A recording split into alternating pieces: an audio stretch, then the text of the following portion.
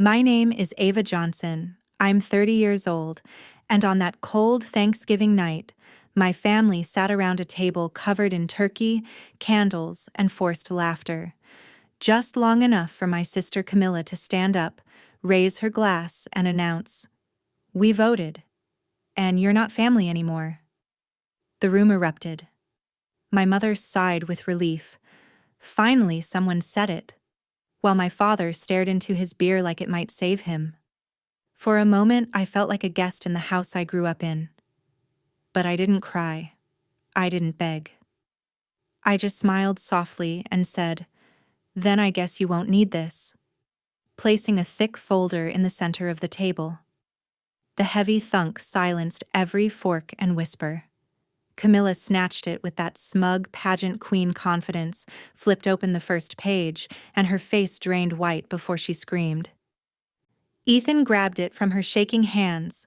My parents froze, and all eyes turned toward me. "Do you want to know what's inside that folder? Let me start from the beginning, because that vote didn't happen in a moment.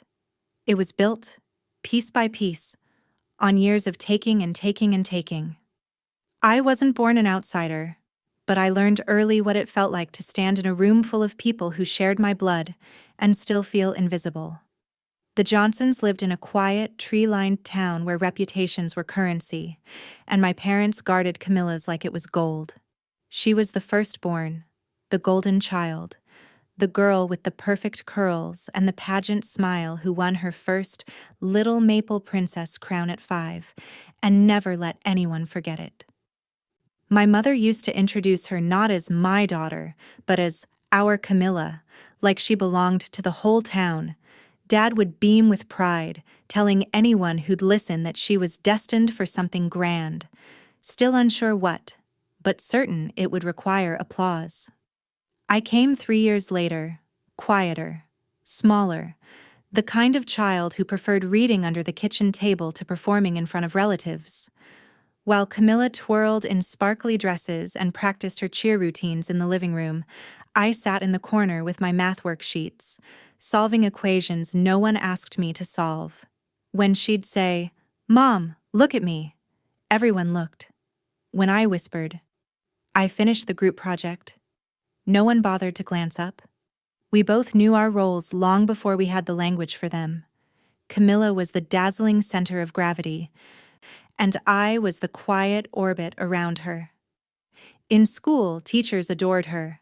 I don't entirely blame them. Camilla had that talent for slipping into a room like she belonged everywhere. She'd charm adults without trying, throw her hair over her shoulder, and suddenly everyone was offering her grace she never earned. Group assignments were the worst. I'd spend nights building models, writing reports, making sure our work wouldn't fall apart in front of the class. On the morning of the presentation, Camilla would breeze in, slap her name on the front page, then stand beside me like she'd done half the labor. The teacher would smile and say, "Great teamwork, girls," and Camilla would wink at me as if to say, "You should be grateful I'm even here." I learned to swallow the unfairness, because in our house, calling out Camilla meant trouble for me. There was one Thanksgiving that carved itself into my memory so deeply I can still smell the cinnamon candles and hear the clatter of dishes. I was 14, Camilla 17, and our parents had invited half the town over. People they wanted to impress, people who needed to see Camilla shine yet again. I remember setting the table because Mom said Camilla shouldn't chip her nails before her big photos. I was carrying a stack of plates when I heard a crash from the living room. A ceramic vase, my grandmother's, the last gift she'd given before she died, lay shattered across the hardwood floor. Before I could process what happened, Camilla's voice rang out, shaking with false outrage. "Ava, how could you? You know how much that meant to Mom." I stared at her, stunned. I was nowhere near the vase. I opened my mouth to defend myself, but she got to my parents first. Mom rushed in, saw the mess, saw Camilla's trembling pout, saw me standing there with plates in my hands, and the conclusion was instant. "Ava Johnson, what is wrong with you?" she snapped. I felt my throat tighten as I tried to explain, but Camilla folded into Mom's arms dramatically and whispered. She said it was an accident, but she didn't even apologize. Dad didn't even look at me. He just muttered that I needed to be more careful and sent me to my room like a toddler. While punishment settled around me like a thick fog, Camilla walked out the door with Mom and Dad for a Thanksgiving dinner at the Maplewood Inn, posing for photos beside a glowing fireplace as if nothing had happened. I watched them leave through my window, realizing something sharp and painful. In my family, the person who spoke first was believed, and the person who tried to defend themselves was always the problem. It wasn't truth that mattered, it was narrative, and Camilla always got to choose it first. Mom reinforced that idea in smaller, quieter ways. When teachers called home praising my grades, she'd say, "Ava's smart, but Camilla has presence." When I won a statewide math award, she told relatives, "Well, she's always been good at enduring things." Enduring? The word clung to me like a label. I wasn't brilliant or ambitious or gifted. I was just someone who could handle unfairness without complaint. Camilla has a future, Mom often said. And Ava? Well, Ava's strong enough to support it. They never realized how much that sentence cut me. Dad, meanwhile, avoided conflict like it might break him. Anytime Camilla caused trouble, he'd sigh deeply, rub his forehead, and say, "Girls, can we not make this a big deal?" But not making it a big deal always meant I had to swallow my hurt, my confusion, my anger. He'd pat my shoulder and say, "Just let it go, Ava. Peace is better than being right." He meant it kindly, I think, but it taught me a dangerous lesson. If someone hurts you, it's your job to absorb it quietly. If someone lies about you, forgive them first and hope the truth sorts itself out later. It never did. Growing up in that house felt like living under soft, dim lighting. Camilla bathed in warm spotlights while I stood in the corners where the brightness never reached. And I told myself it was fine, because someone had to be the dependable one. Someone had to do the hard parts without applause. Someone had to hold things together while Camilla sparkled her way through everyone's good graces. I didn't realize yet that the skill I was learning, enduring quietly, would become the very chain they used to keep me tied to their expectations as an adult. There were moments, though, where the truth peeked through. I remember one afternoon during high school, when Dad was helping Camilla rehearse a speech for yet another local pageant. She couldn't memorize the lines, kept messing up the closing paragraph. Frustrated, she threw the note cards onto the carpet and stormed off. Dad turned to me, exasperated. "Can you fix this?" he asked. I rewrote the whole speech, tightened it, made it flow, made it sound like a 17-year-old with big dreams and good diction. Camilla performed it 2 nights later and won. Afterward, Mom hugged her and said, "That's our star." No one mentioned the girl who wrote every word. I learned to live with it. Or maybe I just learned to stop fighting battles I'd never win. I became the daughter who stayed quiet, did the work, picked up behind others, and accepted that the praise would always land elsewhere. For years, I convinced myself that being the strong one was a compliment, not a burden. That being needed was the same as being valued.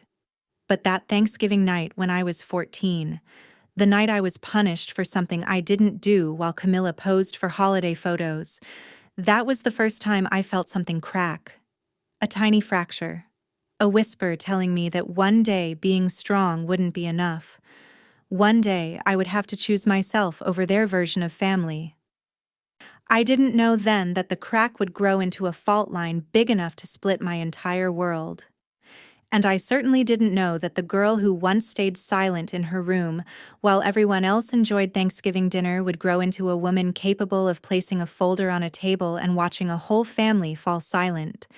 But looking back, it all started there, in that house, in that town, In a childhood where Camilla learned she could get away with anything, and where I learned far too early that truth meant nothing if you weren't the one holding the spotlight. Leaving home at 18 felt less like a milestone and more like a jailbreak. Quiet, unannounced, and met with a shrug from the very people I'd spent years trying to earn approval from. I still remember the morning I stepped onto the bus to Seattle with a used suitcase, a $10 bill in my coat pocket, and a scholarship letter I must have read 50 times. My mother hugged Camilla 3 times before she even looked at me. Dad carried my bag down the steps, set it beside me, cleared his throat awkwardly, and said, "Study hard. Not take care. Not we're proud of you. Just study hard." Then they drove away, leaving me standing in the exhaust fumes, wondering if anyone would have noticed if I hadn't left at all. Seattle was loud, uncomfortable, and nothing like the town I grew up in, but for the first time, I felt anonymous in a way that didn't hurt. No one here knew me as Camilla's sister. No one expected me to be the responsible one, the fixer, the shadow behind the golden child. I was just Ava, poor student, scholarship kid, and part-time bookstore cashier who ate instant noodles 4 nights a week while memorizing statistics formulas. The freedom was terrifying and exhilarating all at once. I worked shifts until my feet ached, studied in libraries until they closed, and signed every loan document myself because no one back home bothered to ask if I needed help. Oddly enough, that part didn't bother me. After 18 years of being the family sponge, absorbing blame and responsibility, it felt empowering to struggle for my own life instead of someone else's.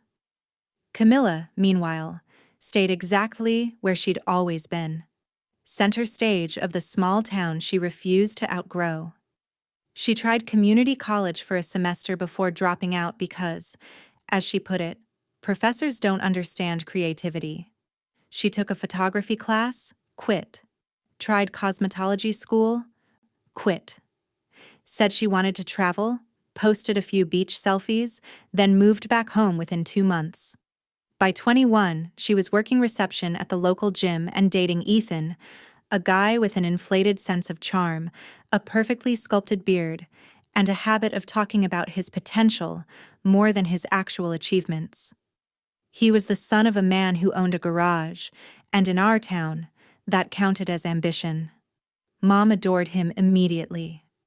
"He has presence," she whispered to me once, as though that single word could transform him into something more than a man who peaked in high school. While Camilla floated from hobby to hobby and Ethan practiced his blazer and LinkedIn pose for every minor event, I kept building quietly. I graduated with a degree in data analytics, landed an entry-level position with a small tech firm, and shared a cramped apartment with 2 roommates who taught me how to cook something other than microwave soup. My salary wasn't impressive, but it was mine. My credit was clean, my bills were paid on time, and for once, I didn't feel like a footnote in my own life. The first time Mom called asking for money, I didn't even think twice. It was my second year out of college, and I was still earning barely enough to keep the lights on, but when her name flashed on my phone, I answered with the same hopeful instinct I'd carried since childhood, that maybe, just maybe, she was calling to check on me. But of course she wasn't. Her voice was soft, a little shaky, the way it always sounded when she wanted something. "The roof is leaking, sweetheart. Your dad is trying, but you know how slow contractors are. And Camilla just had baby Ellie, so we're stretched thin. Do you think you could help?" I didn't stop to calculate. I didn't remind her I was sleeping on a futon or eating cheap pasta for dinner. I just transferred the money and said I hoped the roof got fixed soon. She thanked me, but even her gratitude felt transactional. "You're such a blessing, Ava," she murmured. "Truly. Camilla couldn't help right now. New baby, you understand. But you're independent. You don't have a husband or kids to worry about. It's a blessing for the whole family that you're in a position to step in." That sentence, "You don't have a husband or kids," was the first thread in a pattern I didn't yet realize was being woven around me. Every time I helped, the praise came wrapped in implication. Because I was single, childless, and stable, my life mattered less. My money, my time, my effort. Those were all fair game because I wasn't building a family the way Camilla was. That logic would soon become the currency of every request they made. The second time Mom called, it was about a medical bill Dad couldn't cover. Camilla had just posted a photo of an expensive spa day on Instagram, captioned, "Self-Care Saturday." A phrase that grated on me even then. But when I asked why she couldn't contribute, Mom sighed dramatically. "Honey, she's exhausted. Being a young mother is so hard. You wouldn't understand." And maybe she was right. I didn't understand how Camilla could always be treated like a fragile porcelain doll, while I was expected to be a steel beam holding up the house. By the time I turned 26, I had become something I never intended to be. The dependable one, the backup plan, the daughter whose bank transfers kept inconvenient problems from becoming real consequences. Not because I made a lot of money, I didn't, but because I never said no. Every emergency had my name whispered before anyone else's. Every undone responsibility found its way into my hands. "Ava's got it," Mom would say, with a smile masquerading as affection. "She's practical." Practical. Translation: she'll pay for it. It started with small things: roof repairs, dental bills, temporary credit card shortages. Then it snowballed into car fixes, daycare fees, holiday expenses Camilla had accidentally overspent on. Even a loan for a photography course Camilla never finished. Each time, they followed the same script. First, a warm call. Then, a sigh. Then, the guilt-soaked reminder that I didn't have a spouse or children, so helping wasn't actually a sacrifice. It was a family contribution. And contributions in the Johnson family were never optional. I kept telling myself it was fine, that I was being a good daughter, a good sister, a good aunt. That helping meant belonging. But the truth is, I was still that 14-year-old girl being punished for someone else's lie, still trying to earn a seat at a table built for Camilla's spotlight. Except now, the price of that seat was measured in dollars instead of blame. Looking back, I realized the transformation was subtle, but inevitable. The more I provided, the less they saw me as Ava, the daughter who'd built her own life from nothing. In their eyes, I became something simpler, more convenient, and infinitely more useful. I became the family ATM, withdrawals unlimited, appreciation optional, consequences non-existent. And for years, I didn't even notice the lock tightening around me. The shift from small favors to full-blown obligation didn't happen overnight. It crept in slowly, disguised as family emergencies, wrapped in the familiar guilt I'd been trained to accept since childhood. At first, I kept telling myself that helping a little wasn't a big deal, that this was just what daughters did, especially daughters who had their life together. But the more they asked, the more I realized they weren't really asking at all. They were notifying me, informing me, expecting me. Like my paycheck belonged to them before it belonged to me. The clearest example came the year Dad injured his back while helping a neighbor move furniture. He didn't have good insurance, and the hospital bill landed like a brick, $6,400 that needed to be paid before the end of the month. I was 27 then, just stable enough to finally start building a small savings account, proud of the little cushion I'd carved out for myself. But when Mom called, crying softly and saying things like, "We just don't know what to do," and "Your father is in so much pain," I transferred the money without hesitation. I imagined that would be the end of it, a quiet act of love no one needed to know about. 2 days later, Camilla posted a photo on Facebook. her sitting beside Dad in the hospital bed, holding his hand dramatically, captioned, "Taking care of my hero, family first." Dozens of comments praising her devotion filled the post. Mom replied with hearts. Dad looked embarrassed but didn't correct anyone. No one mentioned me. No one acknowledged the bill. They hadn't even asked how much it cost me to help. I remember staring at that post for a long time, feeling something heavy sink inside me. Not anger exactly, just a hollow recognition that I was useful only when I stayed invisible. The second incident came when Camilla announced she wanted to start a luxury candle business. She had watched a few YouTube videos, bought a handful of supplies, and convinced herself she was an entrepreneur. She called me one evening, sounding breathless and excited, launching into a pitch that felt oddly rehearsed. "I only need a small investment," she insisted, like maybe 5,000, just to get off the ground. I nearly choked. $5,000 was my entire emergency savings. I told her gently that I couldn't spare that much, that maybe she should start smaller. She sighed dramatically. "Ava, come on. You earn way more than Ethan and I do. Don't you want to support something meaningful?" Eventually, against my better judgment, I transferred the money. She promised to pay me back in a month or two. Of course she didn't. Months passed. The candles never launched. The Instagram page she made vanished after 3 weeks. When I asked her once, lightly, about repayment, she rolled her eyes. "It was an investment, not a loan. You said you believed in me." I hadn't. But even if I had, investments were supposed to come with transparency and agreements, not guilt trips disguised as opportunities. Still, I didn't press further. I had learned by then that calling out Camilla never led to resolution, only more blame. The third hit came when Mom's credit card slipped into collections.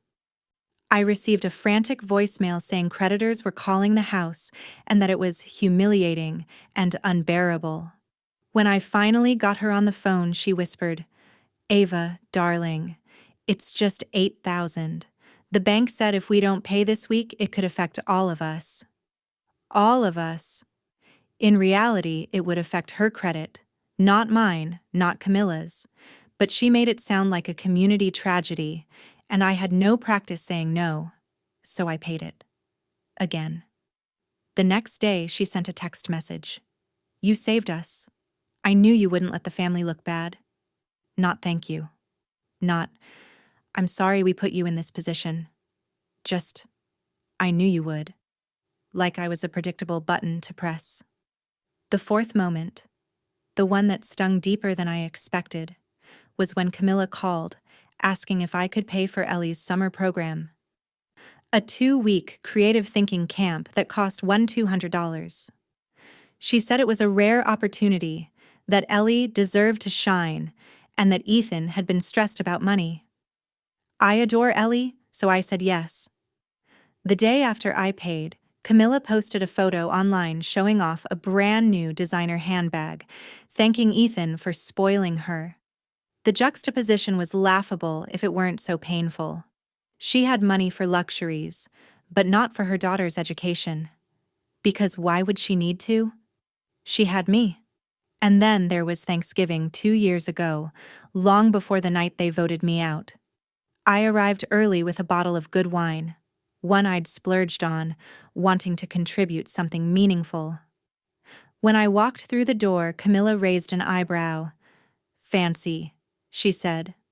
Mom laughed lightly. "Only single people have time to pick out nice things." Dad chuckled like it was harmless. The relatives chimed in. The jokes kept coming. "Must be nice when your money is just yours." I wish I didn't have a family to support. I smiled through it, pretending it didn't sting, realizing too late that they didn't see my contribution as generosity. They saw it as obligation. I was the single one, the free one, the one who could afford to give because I had no husband or children to anchor me. They turned my independence into a burden and my hard work into a resource for them to tap. The line that finally cemented my role came during a phone call with Mom. I'd been exhausted from long hours at work, drowning in new responsibilities, and she asked if I could cover a vet bill for the family dog. I hesitated, not because I didn't love our old dog, but because I genuinely didn't have extra money that month. Mom sighed, her disappointment wrapping around me like barbed wire. Ava, you don't have a husband, you don't have kids. What exactly are you saving for? I remember sitting on the edge of my bed staring at the wall, feeling the breath leave my chest. Not because of her words, but because of what they meant.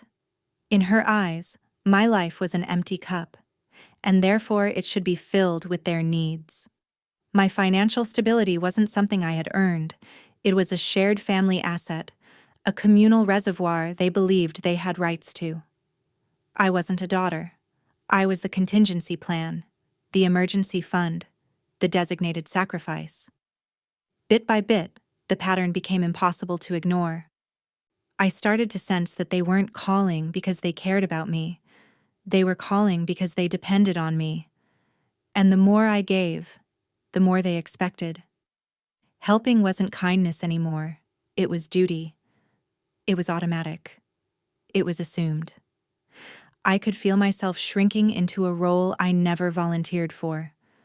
A role that fit too easily with the quiet, responsible child I had once been. Somewhere between the medical bills, the startup loan, the credit card bailout, the camp fees, and the endless small favors, I stopped being Ava Johnson, the daughter who left home at 18 to build a life of her own.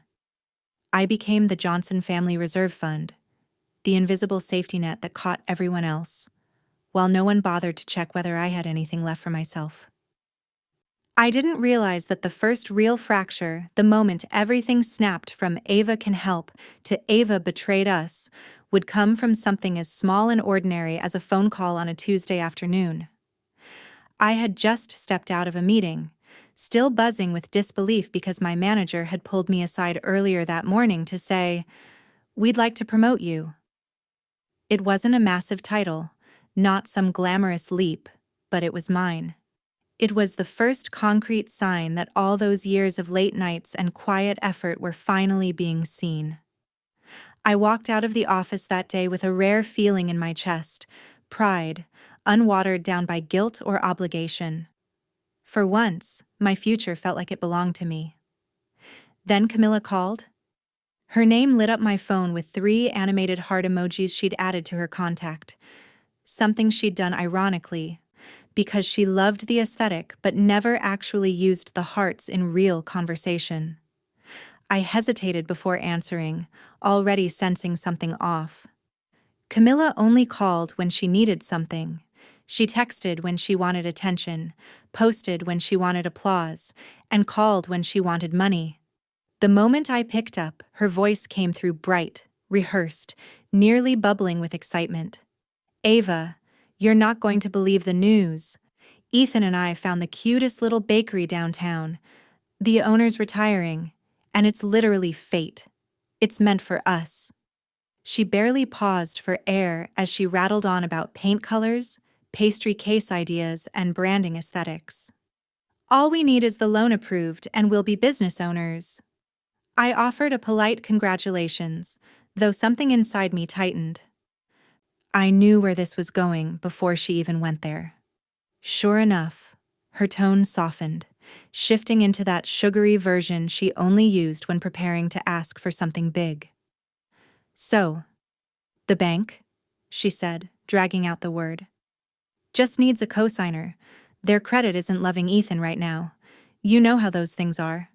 But you—" She laughed lightly.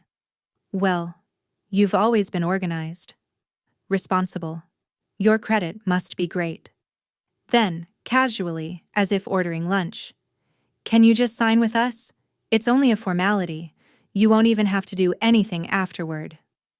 My stomach dropped. My pulse thudded in my ears. This wasn't a favor. This was a financial leash. Signing meant I'd be tied to a 5-figure loan with zero control over how they ran a bakery they weren't remotely prepared to manage. And more than that, Just hours earlier, I had begun emailing a realtor about viewing a tiny condo I'd been saving for. Taking on their loan would mean losing my chance at a home of my own. I took a breath, a deep one, and for the first time in my life, I chose myself. Camilla, I said gently, I love you, and I want you to chase your dreams. But I can't sign a loan I can't control. I'm sorry, but I can't. Silence. Not thoughtful silence, not hurt silence. Just silence that hummed with accusation. When she finally spoke, her voice was sharper than I'd ever heard it. Wow, she said flatly. So that's where we are now? You think you're better than us because you live in Seattle? Because you have some corporate job? You really think you're too good to help your own sister? Cam, that's not what I... But she cut me off. No, I get it. You think we're stupid. You think our dreams are silly. You think... I didn't say any of that. I tried again. You didn't have to, she snapped. Your no said it for you. She hung up before I could answer. I stood on the sidewalk for a long moment, phone pressed to my ear, listening to the dead tone as though it might explain what had just happened. As though it might absorb the sting spreading through my chest. I had expected disappointment, maybe even frustration, but the cold hostility, the accusation, the way she leapt from I need you to you betrayed me. That hit deeper than I wanted to admit. 20 minutes later, Mom called. Her voice was tight, clipped.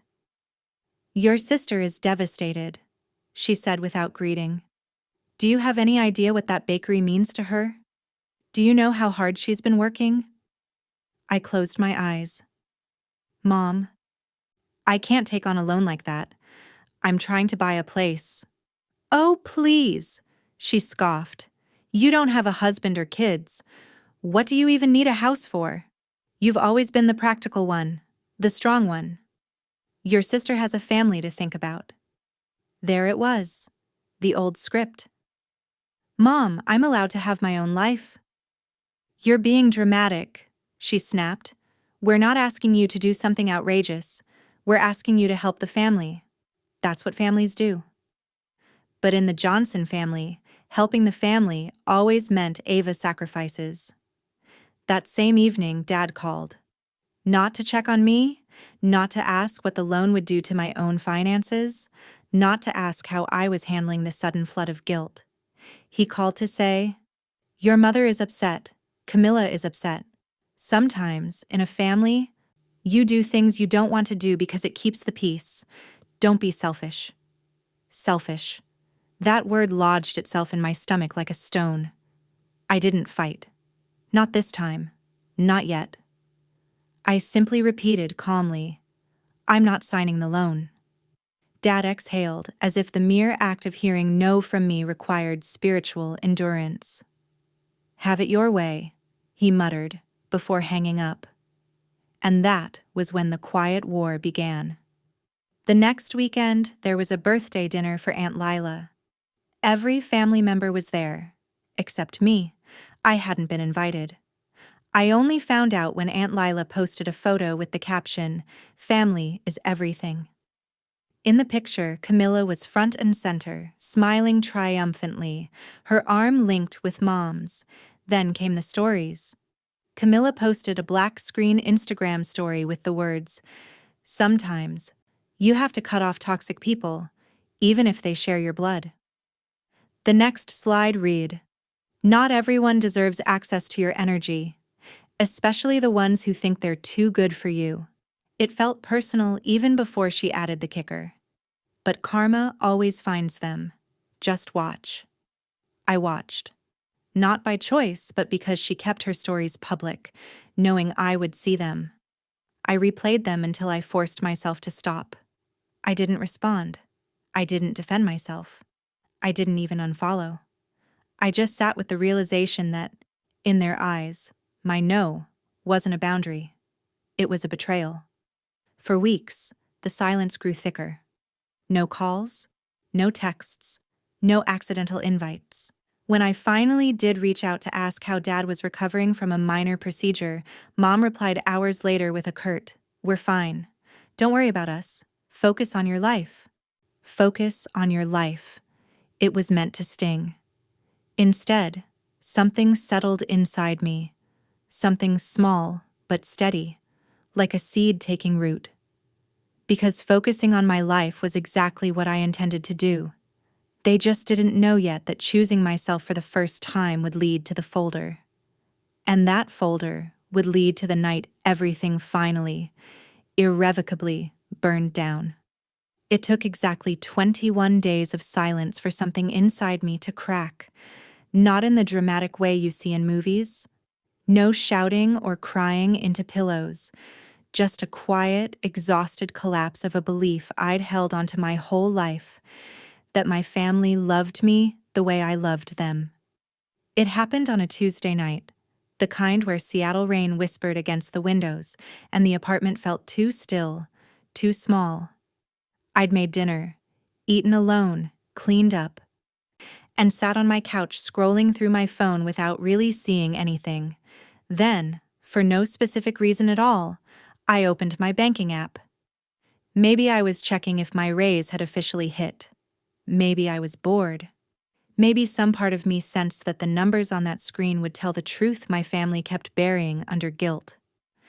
Whatever the reason, I clicked through my transaction history, and something twisted in my chest. So many transfers. So many just help us this once payments. So many emergencies that somehow always landed on my shoulders. The longer I scrolled, the tighter my jaw became.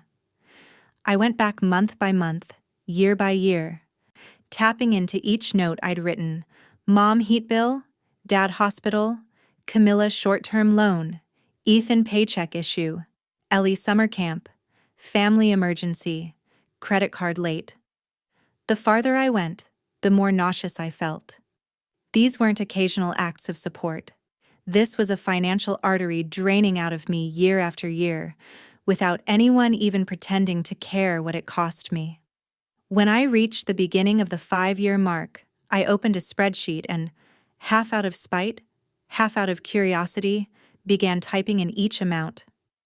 My fingers moved fast at first, then slower, then trembling. I listed dates, names, notes, every detail I could remember. I pulled up emails, dug through old texts, downloaded old bank statements.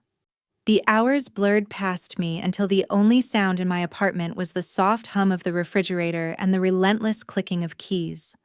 When I finished, I stared at the total. $91,327. $91,000. Gone. Drained into a family that hadn't once asked if I could afford it, hadn't once wondered what I needed, hadn't once said, "Let us help you for a change." I felt heat rise in my throat, not because of the number itself, but because I realized I had never, not once, thought to add it up.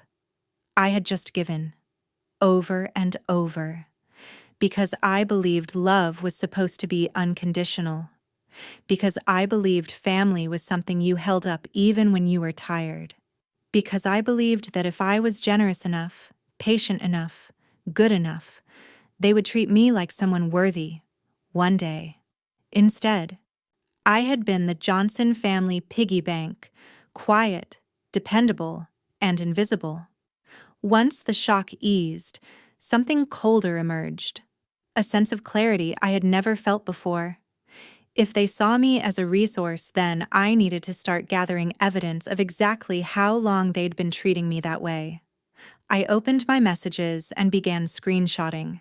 The urgent ones, the guilt-laced ones, the ones where Mom called me our steady girl, and the ones where Camilla called me a single, selfish bitch when I once needed a week to respond to a request. I saved the emojis, the timestamps, the little manipulative phrases threaded between compliments and demands. I cataloged everything. Not because I wanted revenge, not yet, but because I realized that if I didn't document it, they would rewrite history. They always did. Camilla had been rewriting our childhood for years. Around midnight, as I dug through old emails, I stumbled across something I initially thought was a mistake: an alert from the bank about a home equity line of credit being successfully updated. I had ignored it at the time, probably assumed it was spam, but now, in the cold fluorescent glow of my laptop, I clicked it open. The loan was tied to the family home. The collateral was the house. The cosigner? Me. Except I had never signed anything. My heart hammered as I clicked through the attached documents. The signature was mine. My name. Written in a looping script I hadn't used since high school. The date was 3 months earlier. The income information listed was accurate. Even the address was mine. But I hadn't touched a pen, keyboard, or stylus on that day. I had been at work. In Seattle. Someone had forged my authorization. My breath shortened as I scrolled to the bottom of the email thread. There, buried beneath the automated notices, was one message that should have lit me on fire the day it arrived. Thank you for providing updated authorization. We've completed the credit check and applied the new household income information to the loan. The request had come from my mother's email. My mother. She had used my identity, my credit, my name, my stability, to boost their borrowing power. Without telling me, without asking, without a shred of guilt. I sat there in silence for a long time, letting the betrayal settle into something solid and cold. Then I opened another folder, one containing documents I hadn't looked at since my grandmother's death. Her will. The trust she set up for the grandchildren, which I'd assumed was symbolic at best. I skimmed page after page, eyes widening as a forgotten clause leapt out at me. A trustee shall be appointed upon the 30th birthday of the eldest grandchild, demonstrating financial responsibility, stability, and independence. The trustee shall hold authority over property assets until the youngest grandchild reaches adulthood. The appointed trustee? My name. Not Camilla's, not Ethan's, not my parents'. Mine. I reread it twice, 3 times. My hands shook, not with fear but with something unfamiliar, something that felt like power, authority, a key I never realized I'd been given. And the part that turned my stomach into stone was this. Any loan tied to the house required the trustee's genuine signature. A forged one violated the trust.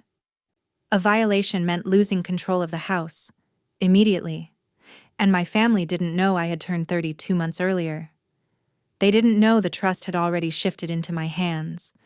They had used my identity on a property I legally controlled. I stared at the document until the lines blurred. Then, with a level of calm I didn't recognize, I reached for my phone and searched for a law firm in Seattle specializing in fraud and trust disputes. The attorney I met with 2 days later listened quietly as I presented my spreadsheet, screenshots, and the forged document.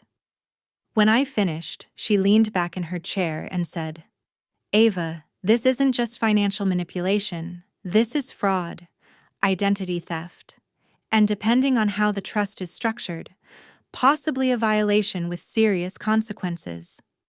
I felt sick, but also vindicated. She explained the trust in simpler terms. My grandmother had foreseen something my younger self couldn't name. She had seen the imbalance, the favoritism, the danger of leaving assets in the hands of people who rewarded silence and punished independence. She had chosen me, not because I was the eldest, but because I was the steady one, the responsible one, the one she trusted not to misuse power. They thought I was just their source of money. Then I looked down at the trust document, the forged signature, the chain of evidence forming in front of me. But my grandmother, my voice tightened. She gave me the key to the entire house. And for the first time in my life, the imbalance didn't make me feel small. It made me feel dangerous. The days that followed felt unreal, like walking through the blueprint of a life I had somehow sleepwalked into without ever signing the contract. Every screenshot, every bank statement, every forged line of credit, every clause in my grandmother's trust sharpened a truth I had spent 30 years avoiding. I had been raised to believe that love meant giving until I had nothing left, but now, for the first time, I was staring at proof that giving had only taught them how to take more. Once the attorney laid everything out, every violation, every forged form, every leverage point buried in the trust, something inside me settled into fierce, deliberate calm. I wasn't plotting revenge. I wasn't planning a spectacle. I wasn't even trying to teach them a lesson. I was doing something much simpler, much quieter, and infinitely harder. I was ending it. Not in an explosion, not in a fight, but in documentation. Cold, incontrovertible truth. The attorney helped me assemble the pieces one step at a time, like building a case file for a trial I never wanted, but now finally understood how to win. The first step: addressing the fraud. She dictated a letter for me to send to the bank, formally notifying them of identity theft, demanding an internal investigation, and requesting an immediate freeze on the home equity line of credit. Because my forged signature violated the grandmother's trust conditions, the entire loan became invalid. The bank had to investigate. They had no choice. The second step: activating the trust itself. You are now the trustee, the attorney said, sliding documents across her desk. Legally, the house and the small associated fund fall under your stewardship. Not your parents', not Camilla's, yours. It wasn't about owning the house. I didn't want it. It was about control. The trust specifically stated that if any family member forged my signature or attempted to leverage the property without my consent, they lost management rights permanently. That meant every loan, every mortgage extension, every refinancing attempt they had done behind my back was now grounds for immediate removal. A clean severing of ties, financially, legally, structurally. The third step was my choice entirely. Ava, the attorney said gently, you can legally remove yourself from every obligation they've used to bind you. Emergency contact, financial guarantor, health proxy. You don't owe them your life. I nodded, hands steady as I signed forms that rewrote the architecture of my adulthood. One signature at a time, I dismantled the invisible chains they'd tied me with. Removed as their emergency contact, removed as financial guarantor for any of them, removed from all shared accounts, removed from any medical decision authority, revoked authorization for them to use or access any personal information.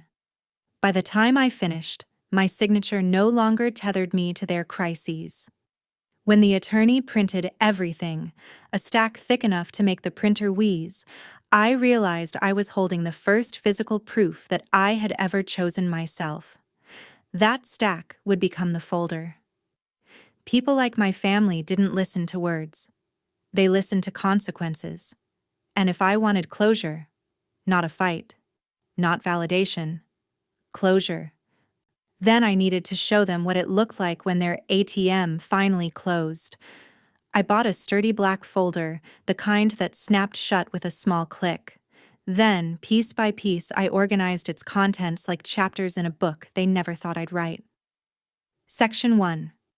The ledger, a clean, brutal summary of 5 years of payments, dates, amounts, purposes, totals, 91,327. No commentary, no judgment, just math. Section 2. The evidence: screenshots of messages where they begged, screenshots where they mocked, screenshots where they called me the steady one and the cash cow, screenshots where Camilla joked that I was an ATM with legs. I printed them all. Section 3. The truth. They never expected copies of my grandmother's trust, the clause naming me trustee at 30. The documentation that the fraudulent loan violated the trust, the letter to the bank initiating the investigation, a legal statement affirming that the house and fund were now under my control, not theirs. Section 4. The Goodbye. The forms revoking my obligations, emergency contact removal, financial role termination, health proxy revocation, a notarized declaration stating I was not to be contacted for any financial or legal matter moving forward. I placed each section into the folder deliberately, slowly, like arranging stones on a grave. Not theirs, but the grave of the version of myself who had believed endurance was love. 3 days before Thanksgiving, my phone lit up with a call from Mom. Her voice was stiff, courteous, wrong. "Ava," she said, "we'd like you to come home for Thanksgiving this year. It's been tense. But it's a family holiday, and I think it would be good for all of us to be together." No apology, no explanation, just an invitation cloaked in the kind of politeness my mother only used when she wanted something important. I felt it immediately, that sour twist in my stomach. The scent of a scheme, as my grandmother used to say. The scent of a plan. But I accepted. Calmly, evenly, deliberately. "All right," I whispered. "I'll be there." Because I already knew what they wanted. They wanted me back in the role. Comfortable, compliant, financially useful. But I wasn't coming home to slip into old patterns. I was coming home to bury them, not with anger, not with cruelty, with truth. As I zipped the folder into my bag, I caught my reflection in the darkened window. Older, harder, clearer. And for the first time in my life, I didn't look like the girl who kept trying to earn her place at a table that was never set for her. I looked like someone finally ready to leave the table and never sit back down. "This time," I whispered, "I'm not coming home to beg them to love me anymore. I'm coming home to properly say goodbye to the old version of myself." This time, I wasn't coming home for them. I was coming home for closure. Thanksgiving night felt like stepping into a theater where everyone had memorized their lines except me. The Johnson house was lit up like a magazine cover, warm string lights along the porch railings, a wreath too big for the door, and the faint sound of laughter leaking through the windows. Inside, the smell of roasted turkey and cinnamon glaze mingled with the murmur of conversations from relatives I hadn't seen in months. I stood at the doorway for a moment, a bottle of Cabernet in one hand, the black folder tucked like a quiet verdict in my bag. I inhaled once, steadying myself, then knocked. Mom opened the door with a smile stretched too tight, the kind she used for church or neighborhood guests. "Ava," she said, voice measured. "You made it. Not we missed you. Not come in, sweetheart." Just an acknowledgement, polite and hollow, as if she were greeting a coworker she barely tolerated. I stepped inside, and the warmth hit me instantly. Heat from the oven, chatter from the dining room, the brightness of a holiday I used to love. Camilla appeared in the hallway, perfectly dressed in a cream sweater and gold earrings, radiating the kind of practiced confidence she wielded like a weapon. She looked me up and down before smiling just wide enough to be insulting. "Oh, Ava," she said lightly, "you're here. We thought you might be busy with your Seattle lifestyle." She said Seattle like it was a foreign country I'd defected to. Before I could answer, Ellie, my niece, the one pure thing in this whole house, ran toward me, giggling as she wrapped her arms around my leg. "Auntie Ava, I missed you." That tiny voice cracked something in me. I knelt, hugging her tightly, pressing my cheek against her soft hair. For a second, I forgot the folder, the betrayal, the months of silence. For a second, I remembered why I had stayed so long in a family that only loved me when they needed something. Because sometimes, a small child could make you believe you still belonged somewhere. But then, Ellie was pulled back gently by Camilla. Go play, sweetie. Grown-ups need to talk. My chest tightened again. Dinner was already laid out. Turkey carved and steaming, mashed potatoes whipped to perfection, cranberry sauce glistening in a crystal bowl that had once belonged to my grandmother. Family filled every seat, talking too loudly, drinking too quickly, pretending the tension wasn't sharp enough to cut the tablecloth. I found my seat between Uncle Greg and Cousin Laura, both of whom gave polite nods but avoided eye contact like I carried bad luck. As soon as I sat down, the comments began, the kind that wore smiles like masks. "So, Ava," Aunt Marianne asked, practically shouting over the clatter of silverware, "any boyfriend yet? At your age, it must be hard to find someone." She patted my arm sympathetically as if diagnosing a terminal condition. "People who live alone tend to get cranky," Uncle Greg added, laughing into his wineglass. "No wonder you're so tense these days." Mom chimed in with an airy sigh. "She's always been independent. Maybe too independent." The chuckles around the table were soft but sharp, like paper cuts you didn't notice until later. I didn't rise to any of it. I ate slowly, quietly, letting the judgments wash over me. I wasn't there to defend myself. I wasn't there to win them back. I was there for one reason only: closure. When dessert plates were cleared and the room quieted into that anticipatory hush people get right before gossip or confession, Camilla cleared her throat. She stood, smoothing her sweater like a performer ready for her monologue. Ethan placed a gentle hand on her back, as if steadying the star of the show. "Before we carve the turkey," she said, echoing the exact tone from my memories and from the flashbacks that had haunted me for weeks, "there's something we need to address, as a family." All conversation halted. Forks froze midair. I felt every eye on her, including mine. She clasped her hands, wearing that false sweet expression she used whenever she wanted to appear noble. "This year has been stressful," she began. "Some of us have brought negative energy into the family. Some of us have chosen to distance themselves, criticize, judge, and refuse to help when it matters." The words weren't directed at me. They were aimed through me, like arrows fired from a safe distance. "A family," she glanced around dramatically, "needs unity, positivity, support. And honestly, some people here haven't been providing that." A few relatives hummed in agreement. Someone clapped once, awkwardly. Camilla inhaled deeply. "So, we had a vote." My pulse didn't spike. My heart didn't drop. I simply watched. And she let the word hang, savoring it like a victory sip of champagne. "You're not family anymore." There it was. Their big performance. Their dramatic excommunication, crafted to make me feel small. Cousin Laura clapped her hands like she was celebrating a halftime show. Uncle Mitch raised his wine glass. Mom let out a relieved sigh, whispering, "Someone finally said it." Dad stared at his plate, shoulders hunched, not neutral, not sympathetic, just absent.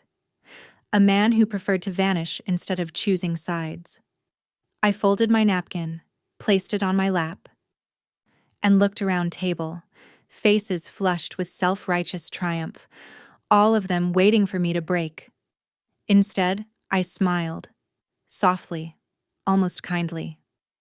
"Well," I said, pushing my chair back just an inch, "if that's how you feel." My hand slipped into my bag. "Then I guess you won't need this anymore." The thunk of the folder hitting the table sliced through the room like a blade. Laughter died instantly. The festive cheer evaporated. Eyes darted. The atmosphere snapped into something electric and terrified. "What is that?" Camilla demanded, her voice suddenly thinner, less certain. I gestured toward the folder, leaning back in my chair with quiet composure. "Why don't you take a look?" She snatched it, too confidently, too eagerly. She flipped open the first page, expecting What? A plea? Apology? Bribe? Instead, she found the ledger. Her face blanched. She flipped the next page, then the next, then the screenshots, then the trust papers. Her breath hitched. Then, she screamed. A raw, blood-curdling shriek that rattled glasses and sent Ellie scurrying into the hallway, frightened. Camilla stood so abruptly her chair slammed backward onto the hardwood floor. You! She choked. You psychopath! How could you? How dare you? Ethan lunged forward, grabbing the folder as she staggered, wild-eyed. He opened it. His face went deathly still. Around the table, jaws dropped. Mom's hand flew to her throat. Dad finally looked up. Really looked. And the fear in his eyes wasn't for me. It was of me. Because for the first time, they understood something. I hadn't come home to beg for love. I had come to bury the version of myself who needed theirs. And the folder, every page of it, was the shovel. The room was frozen in a stunned, choking silence. Everyone still processing Camilla's scream, Ethan gripping the folder like it might detonate. My mother's hand trembling near her throat. My father staring at me as if he was finally seeing a stranger. I didn't move. I didn't flinch. I simply folded my hands in my lap, calm in a way that unnerved them more than any shouting ever could. Camilla jabbed a shaking finger at the first page, the neat spreadsheet with rows and columns, dates and amounts. What? What is this? She spat. I leaned back slightly, voice steady. It's a record of everything I've paid for in the last 5 years. Her face drained to a sickly white as she scanned the first few lines. Dad surgery, $6,400 Cam and Ethan cruise, $1,850 and mom credit card collections, $8,000 Camilla business key startup, $5,000 Ellie summer program, Twas $200 house heat bill, $380 Camilla dental veneers, Tweezy's $300 on and on it went. Line after line, debt after debt, favor after favor. All the small cuts I had ignored, bleeding out quietly behind closed doors. Camilla's mouth twisted. So what? You were tracking me? Tracking everyone? You sick freak! Then she slammed her palm on the table. Were you stalking us? You psycho, that's enough. A few relatives winced. Dad frowned. But he didn't defend me. He never did. Before she could rip the pages apart, Ethan reached over and snatched the folder from her hands, perhaps out of shock, perhaps out of the sudden instinct that something in this pile of documents mattered, deeply. He flipped to the next tab, and then his face crumpled. There, printed in black and white, were screenshots of their messages. All of them. Camilla to her friend. She'll pay. She always pays. That girl is a walking ATM. Another message. Ugh, Ava is such a doormat. Doesn't even have a life. Just money to fix everyone else's. Another. She's not a real sister. She's just a safety net. Then came her Instagram story from months earlier, blocked from me but recovered through a cousin. Sometimes blood is the most toxic thing in your life. Cut it out. Heart emojis, clapping emojis, people cheering her on. Ethan's jaw tightened. He turned the folder around for the rest of the table to see. A wave of gasps traveled like a ripple. Mom covered her mouth. Uncle Greg looked away. Cousin Laura blushed and shrank into her chair. Ava, Mom whispered weakly, why would you keep all this? I raised my eyebrows. Because none of you ever remembered what you said. Or what you took. Someone had to. Camilla slammed her fist on the table. You don't get to keep receipts. That's private. I cut her off with a soft smile. Private? You voted me out of the family 5 minutes ago. If I'm no longer family, then I guess I'm allowed to keep every receipt like any outsider would. Her nostrils flared. She looked moments from lunging across the table, but Ethan had already flipped to the next section. His face went slack. What? He muttered, voice cracking. What is this? What is all of this? It was the trust paperwork, the documents naming me as trustee. The clause stating that the house belonged to the grandchildren's trust, the condition requiring my legitimate signature for any loan tied to the property. The report showing the home equity line of credit had relied on a forged authorization. The official letter from the law firm, investigation into signature fraud, initiated. Ethan looked up at Camilla, horror dawning on him. We're being investigated? You forged her signature? On the house? On a loan? Camilla froze, then denied reflexively. I didn't.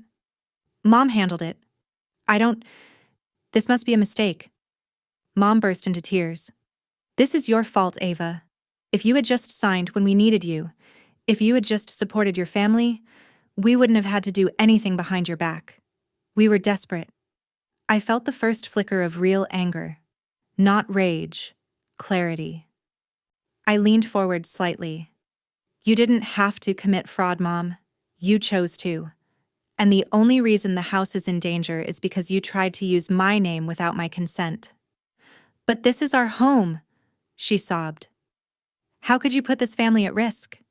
I didn't, I said calmly. You did. I'm just done covering it up. Dad finally spoke, voice low and shaking. Ava, please, there has to be another way. You can fix this. Talk to the bank. Tell them it was a misunderstanding. Don't let the home fall apart. I looked at him. Really looked. And for the first time, I didn't see a father. I saw a man who had spent 30 years standing silently behind the golden child while I broke myself trying to earn even a fraction of acknowledgement. No, I said quietly. I'm not fixing anything that I didn't break. Then, from the last pocket in the folder, I took out a small sealed envelope. This, I said, placing it next to the mashed potatoes, is the last part. I opened it and slid the documents across the table so everyone could see. Revocation of power of attorney, revocation of medical proxy, removal from emergency contact lists, legal notice that I will no longer co-sign, guarantee, or support any financial obligation for any member of this family, closure of joint accounts. My voice remained level, unshaken. Effective immediately, I said. I am no longer legally or financially responsible for any of you. Mom blinked rapidly, stunned into silence. But we're family. I tilted my head. No, Mom, you decided I wasn't family, remember? 5 minutes ago, when you applauded. The room shattered into chaos. Mom crying. Camilla shouting. Ethan demanding answers.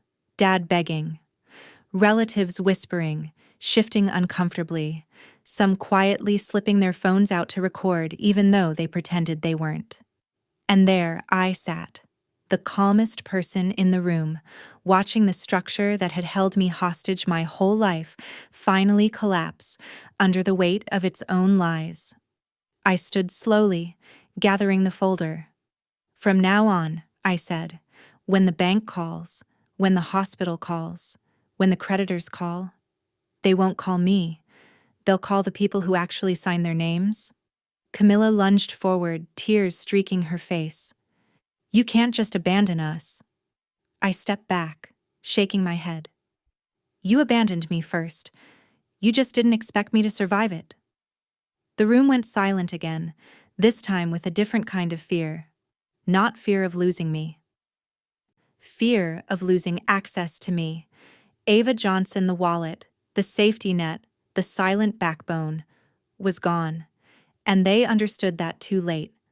I left the house without looking back, not because I wasn't hurting, but because if I turned around even once, I knew some old instinct in me would try to stay and fix the very thing that had been destroying me for years. The cold night air hit my face as I stepped off the porch, and for the first time in a long time I felt weightless. Not free, not triumphant. Just no longer chained to the expectation that I had to hold everyone together. I got into my car, started the engine, and began the long drive back to Seattle. My hands were trembling on the steering wheel, adrenaline still buzzing through my veins. My chest felt tight, not from fear, but from that strange combination of grief and relief that only comes when you finally walk away from something you loved that never loved you properly in return. The highway was empty, the city lights blurred in the distance, and somewhere between the second and third hour of driving, I realized I could breathe normally again. Deeply, fully, without checking my phone every few minutes to see who needed something from me. When I got home, I dropped my keys in the bowl by the door and collapsed into bed fully clothed. I expected to lie awake, replaying every scream, every accusation, every face at that table. But instead, I slept 10 hours straight.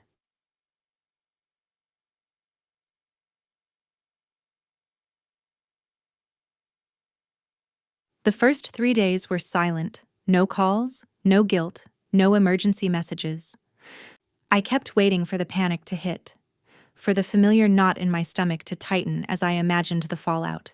But instead, I found myself doing things I hadn't done in years. Brewing coffee slowly, opening the curtains in the morning, going for runs by the lake, not waking up at the sound of phantom notifications. It stunned me how quiet peace could be. By the third night, I slept again, just as deeply. On day 4, the first text came. Mom, 9:14 a.m. We all said things out of anger. Come home. Help me deal with the loan and everything will go back to normal. Back to normal. As if normal hadn't been draining me dry for a decade. I didn't respond. An hour later, Mom, 10:32 a.m. Ava, don't ignore me. The bank is calling every day. Still, I said nothing. By lunchtime, her tone hardened. Mom, 12:01 p.m. You're being dramatic. I'm your mother. I put my phone face down on the table and made myself a sandwich.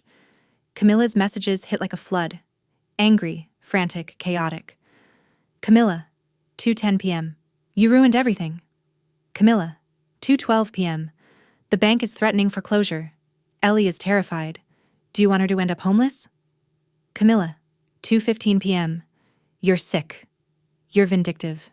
You always hated me. There it was. The guilt trip disguised as concern for Ellie, the desperation wrapped in accusation. I didn't reply. I felt a flicker of sadness for Ellie, but I also knew this. If I stepped in now, I would be stepping right back into the gilded cage they'd built with my money. On day 5, my father finally texted, Dad, 7:14 a.m. You went too far. Dad, 7:15 a.m. Your mother is heartbroken. Dad, 7:17 a.m. You're the only one who can save this family. Stop being selfish. That last word, selfish, would have once hooked straight into my chest like a fishing line. But now, I read it once, put my phone down, and opened my window to let in the morning air. I realized with a strange jolt that their words no longer controlled me. The strings they had pulled for years had gone slack. 2 days later, my attorney called. The bank has removed your name from all documents, she said. The forged signature is being treated as fraud. Your credit will not be affected. My heart exhaled. And your family, she continued, will be solely responsible for repayment. The bank is working with them now. I thanked her. When I hung up, I sat for a long time on my couch, staring at the sunlight on the floorboards. This was what accountability looked like. Not as vengeance, not as cruelty, but as the consequences of choices finally landing where they belonged. Then came the message I didn't expect. Ethan, 8:53 p.m. Ava, I don't know what to say. I'm sorry. I let Camilla convince me you were the problem. I didn't know about half of the things you covered. I didn't know she used the money for things she hid from me. I saw the folder. I saw everything. I wish I had paid attention sooner. Another message followed. Ethan, 8:55 p.m. You didn't deserve any of it. and you were the only person keeping everyone afloat. I'm sorry I ever let her make me believe otherwise." I stared at the screen for a long moment. I wasn't angry. I wasn't comforted. I wasn't tempted to go in and save them all again.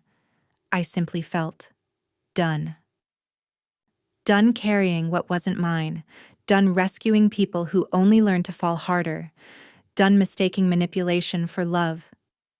I turned off my phone, made a cup of tea, and wrapped myself in a blanket as rain tapped against the window. For the first time in my adult life, I wasn't someone's lifeline, savior, or emotional punching bag.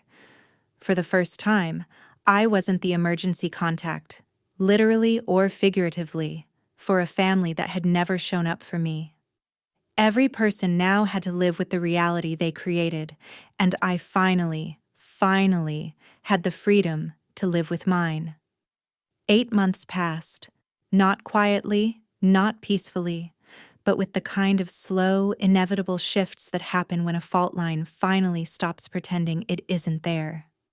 Time didn't heal everything, but it rearranged the pieces into something steadier, something truer, something that finally belonged to me. The first major change came in early spring, when the bank concluded its investigation. The forged loan had violated every clause of my grandmother's trust, so the house, our childhood home, had to be sold under trustee supervision. Not foreclosed, not seized, just released from the hands of people who had treated it like an ATM with drywall. I oversaw the sale, not out of spite, but out of duty, to a woman who had known exactly what this family was capable of. When the paperwork settled, I did something that surprised even me. I allocated a portion of the proceeds to create a small scholarship fund in my grandmother's name, the Marjorie Johnson Foundation, for children overlooked by their own families. It wasn't grand, not yet. Just enough for a few summer programs or art classes or therapy sessions for kids who had been told in 100 subtle ways that they were less deserving than their siblings. It felt like planting a seed in soil that had once rejected me. My parents and Camilla didn't attend the meeting where the sale became official. They couldn't bear the humiliation. They had moved into a small rental house on the edge of town, a place with peeling paint and patchy Wi-Fi, a place they didn't brag about. The holiday brag posts stopped. The Haas family goals captions vanished. Camilla picked up extra shifts at the gym. Dad started doing odd jobs again. Mom sold homemade wreaths on Facebook Marketplace. None of it pleased me. I didn't want their suffering. I just finally understood it wasn't my job to prevent it. My own life shifted in smaller, softer ways. I moved into a one-bedroom apartment overlooking a quiet lake in Seattle. In the mornings, fog rolled over the water like a living thing, slow and comforting. I bought a small round kitchen table, a table with exactly 2 chairs, because for the first time in my life, I refused to leave a seat open for someone who never chose me back. I joined a support group for adult children of toxic families, something I would have mocked years ago. But the first time I sat in that circle and heard someone else say, "My family only loved me when I made their lives easier," I felt something unclench in my spine. Like I had been holding a breath for decades. I reconnected with old friends, made new ones, built what people call a chosen family. Not perfect, not dramatic, just kind. People who didn't measure my worth in dollars or favors. People who didn't guilt me for existing. I even started a small side project, weekend workshops teaching basic financial literacy, not budgeting, not investing, not credit scores. Those came later. The first lesson of every workshop was always the same. The most important financial skill you will ever learn is the ability to say no. Every time I said it, I felt a quiet satisfaction settle in my chest, because I wasn't just teaching them, I was teaching my younger self. Sometimes, though, when the evenings were quiet and the lake was still, I thought about Ellie. about the child who hugged my leg with pure love. I worried about the lessons she was growing up around, the way guilt was weaponized, the way love was conditional, the way responsibility without appreciation was framed as duty. So once a year, on her birthday, I mailed her a simple postcard.